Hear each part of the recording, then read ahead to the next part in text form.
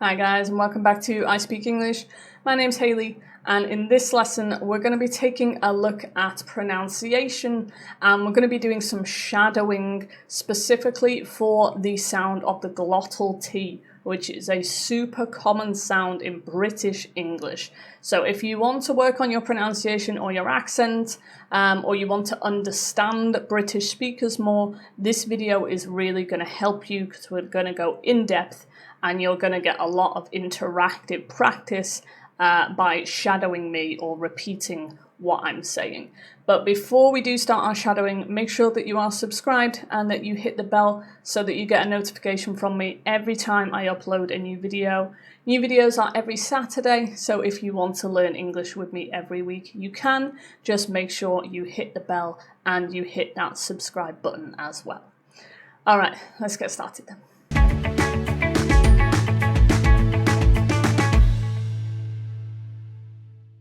Okay, so let's start our shadowing then. So first of all, you might be thinking, what is shadowing? I've never heard of this before. So shadowing is just a learning technique, and it helps with your pronunciation. So basically, it's just you imitating sounds or intonation from me. And that's how you're going to kind of get this repetitive practice so that a certain sound will go into your head, and hopefully you'll be able to produce it a bit more naturally by the end of this video.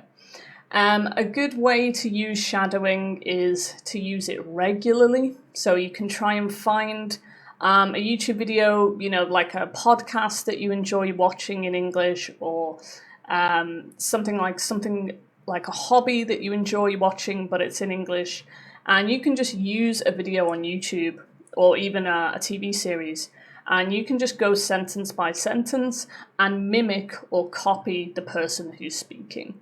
Okay, so you can do this for like 20 minutes, half an hour, but do it regularly, and then that'll kind of get the accent into your head more, and you'll be able to produce it easier. Another good way to improve your pronunciation is to record yourself while you're speaking as well, because you'll be able to hear how you pronounce words, because you might think you pronounce them in a certain way, but when you listen back, you actually pronounce them in a completely different way.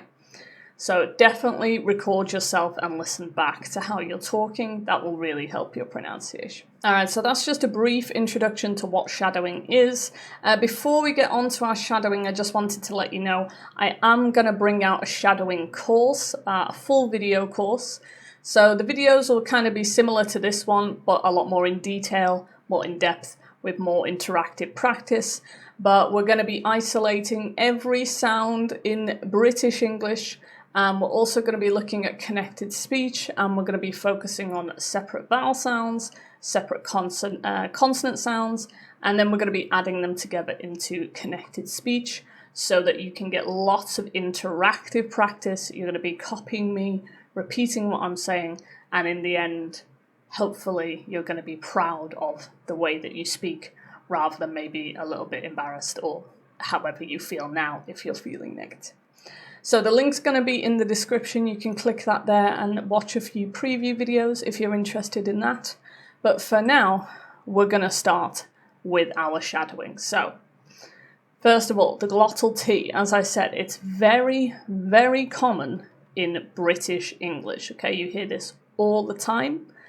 I just said British English because I was pronouncing it correctly, but if I was speaking to a friend, I would have said British English. Okay, British. There's no T there, right? British, British. That's how I would normally speak, but I'm using my teacher voice at the moment, so I'm pronouncing my T's. So, what is a glottal T? Basically, a glottal T is when you stop that T sound in your glottis, which is about here. Okay, so your glottis is where your vocal cords are, and it's basically the opening between your vocal cords. So it's like you're just like kind of cutting that sound in your throat, right? Like that. So again, like I said, instead of saying British, I would say Brit-ish. It's like I cut that sound, Brit-ish. There's no T there, Brit-ish. So it's like I kind of contract my glottis here, Brit-ish, and then I release it, Brit-ish. That's a glottal T. And we have this a lot in British English. Okay, so if you're already thinking, this is really difficult, I don't think I can make this sound, you can. There's something very interesting that David Crystal said. David Crystal is a linguist, he's a professor, he was actually a professor at my university. I've been lucky enough to see him in a lecture once or twice. Very entertaining, very knowledgeable person on linguistics. And David Crystal said, the glottal stop is inside us all. We use one every time we cough. Okay, now I never made this connection, but this is completely true. When you cough, that moment when it contracts, before the sound is let out, there's a moment when you contract your glottis. So if you do this at home now, cough, you can feel this like kind of tightening here. That's a glottal stop. You're tightening your glottis when you do that. And that's how you're going to do the glottal T. That kind of feeling, that's what a glottal T is, or a glottal stop is, okay? So, true enough. So if you think you can't do this sound, you can. You do it every time you cough. So just imagine coughing, but don't let any sound out, okay? Just go, and that's a glottal T. Okay. All right, so now we know what a glottal T is and how to produce it. Now we need to know, when do you use it? Is it for every T? No, definitely not. Every T would sound ridiculous. There are certain moments when you can use it. So first of all, if a T ends a syllable and the next sound after that is a consonant, it tends to be a glottal stop. Like, for example, Scotland. There was no T in what I just said. Scotland. Not Scotland. Scotland. Okay, you can hear that. Scotland. Scotland. Okay? Again, try to repeat after me. Try to cut that sound in your throat. Try to tense that glottis, okay? Repeat after me. Scotland. Scotland. Scotland. All right, another common word, witness. Witness. Repeat after me. Witness. Witness. Witness. All right, and another word, rightly. Okay, rightly. Rightly. There's no T there. Rightly. Okay, repeat after me. Rightly. Rightly. Rightly. Okay, so make sure you're kind of tensing here, or closing, and then you're releasing. Rightly. Alright, so that's one way we use it. So if T ends a syllable, so Scotland has two syllables, Scotland. When T ends that syllable and the next sound is a consonant, we use T. A glottal T. Scotland. Okay. So this can happen within the same word, but it can also happen between separate words as well. For example, that thing. That thing. Okay, not that thing. That. You can hear me. That sound is just closing there. It's stopping. That. Repeat after me. That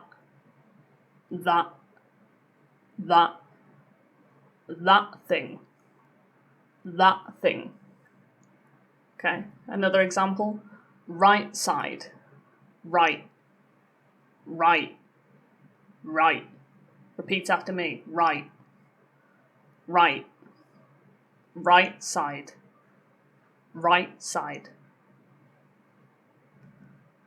All right, and it was. Okay, so I'm not saying it. So you're stopping it here. It. Repeat after me. It was. It was. Okay. So you can see that it happens between words, not only within the same word. Another place you can use it is when T appears between two vowels. Okay, so for example, better, better, not better, better. Repeat after me, better, better, better.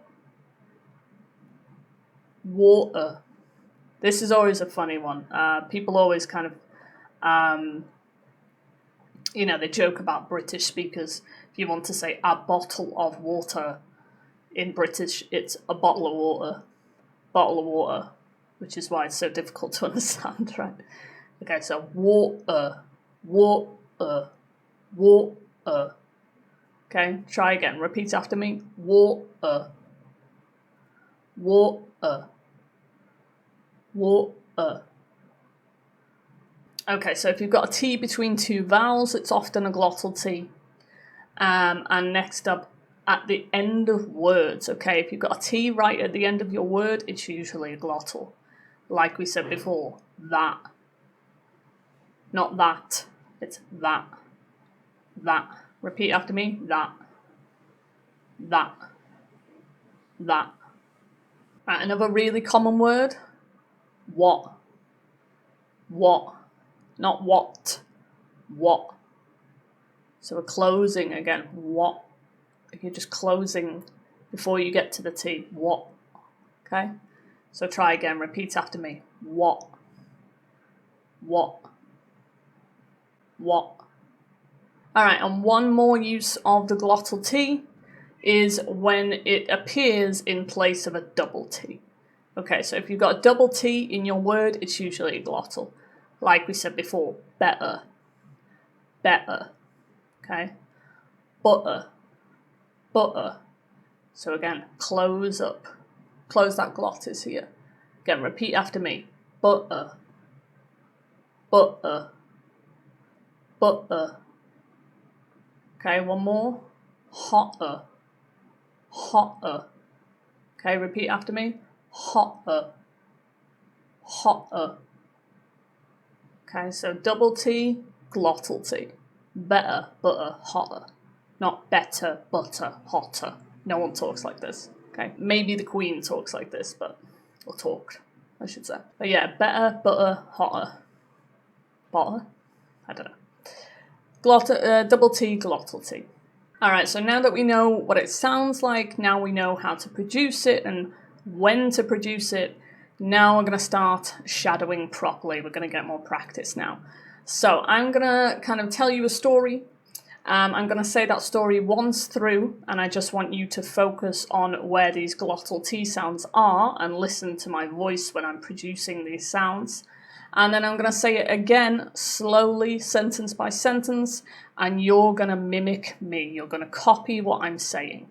Okay, so this might be easier if you actually close your eyes rather than reading. Okay, usually it's a bit easier if you're listening rather than reading, because you don't want to get distracted by the words. But it's up to you. All right, so our story then. So again, concentrate on these glottal T sounds and make sure you're listening carefully.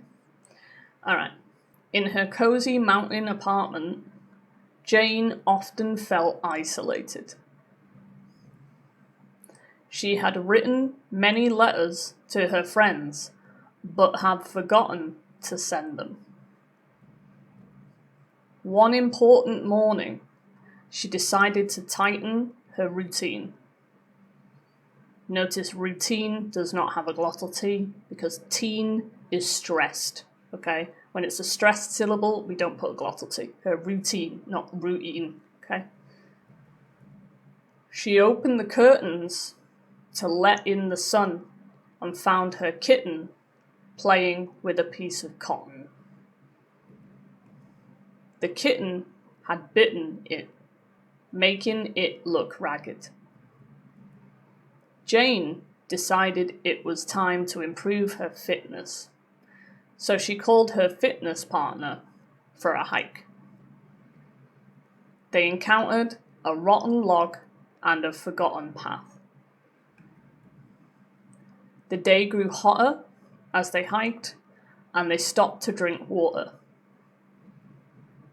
After the hike, she felt better, knowing that taking the right steps improved her mood. Alright, so there you go. That's our story. So now you're going to repeat after me. I'm going to go slow, and we're going to focus on those glottal T's. Okay? Right, let's start. In her cozy mountain apartment, Jane often felt isolated.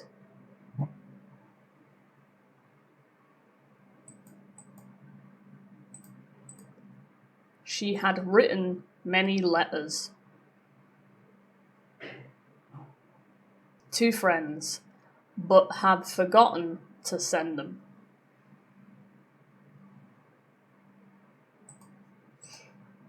One important morning,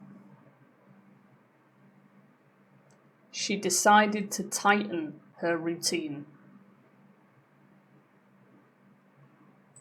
She opened the curtains to let in the sun and found her kitten playing with a piece of cotton. The kitten had bitten it,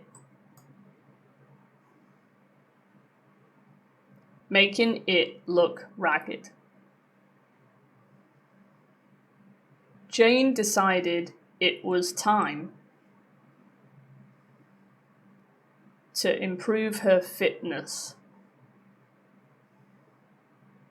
So she called her fitness partner for a hike.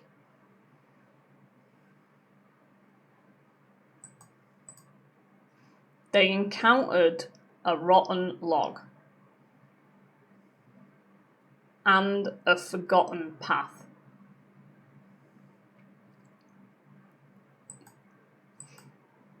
The day grew hotter as they hiked,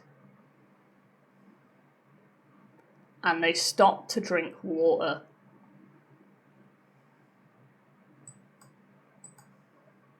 After the hike, she felt better, knowing that taking the right steps improved her mood. Right, so there you go, there's our story. So hopefully that helped you to practice your glottal T's. You feel a bit more comfortable. Hopefully you feel like you're getting the hang of it now. So remember, this is super common in British English. You hear this quite a lot. So if you kind of want to get more of a British accent, or you just want to understand British speakers more, knowing the glottal T will help you do that. Just a little reminder again before you go that I do have a shadowing course. I'm not sure if it'll be out yet when you're watching this video. Take a look at the description. If it is out, the link will be there, and you'll be able to access that. If it's not out, you can click the link anyway, and you'll be able to sign up to a waiting list so that you can take that course. So you get tons of interactive practice. The videos are a lot more in-depth than the videos that we do today, and you get a lot of different practice with PDFs and all the rest of it. Click that link in the description if you're interested, and if you found this video useful, if you feel more comfortable with your glottal T's now, make sure you give it a like, because it does help to reach more people so that they can practice their pronunciation as well. And as usual, make sure that you are subscribed and you hit the bell so that you get a notification from me every time I upload a new video. If you've got any questions or anything about pronunciation, just leave me a comment and I'll get back to you when I can. And that's all from me for now. I'll see you in another lesson soon. All right, bye.